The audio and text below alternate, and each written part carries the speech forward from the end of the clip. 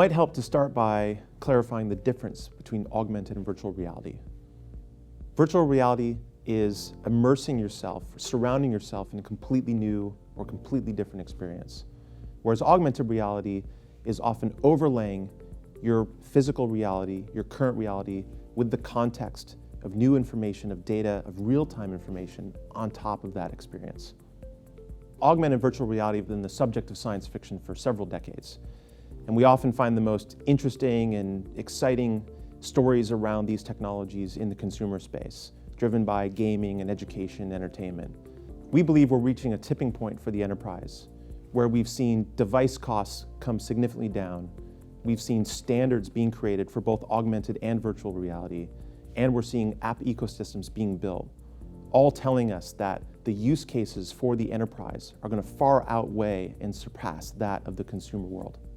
From the enterprise perspective, this is changing the way that we think about how people interact with things. A simple example would be the new SUV that I bought. I'm able to grab the handle to unlock it, and I'm able to simply touch the handle to lock it. So what does this mean? You can really do three things. You can start by shrinking the experience. That's what we've done the last several years with mobile. We've made these experiences smaller so that you can gather the information you need and interact with it in a simple setting. You can also curve that experience. So if you look at what's happening with the boom of large screen televisions and desktop monitors, you're seeing those start to be actually curved so that the human brain can pick up that information appropriately. The third thing you can do is actually surround the individual with the experience.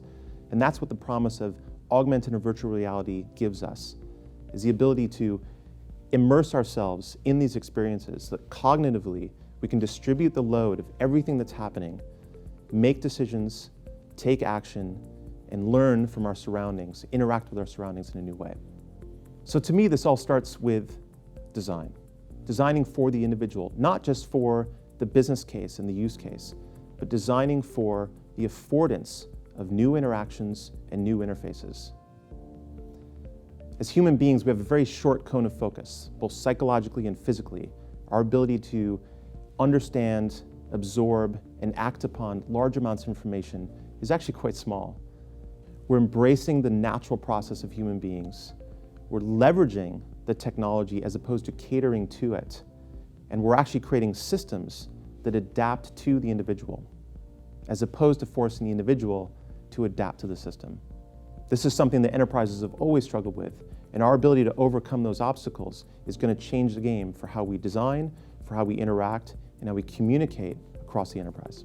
And that's why it's time for augmented and virtual reality to go to work.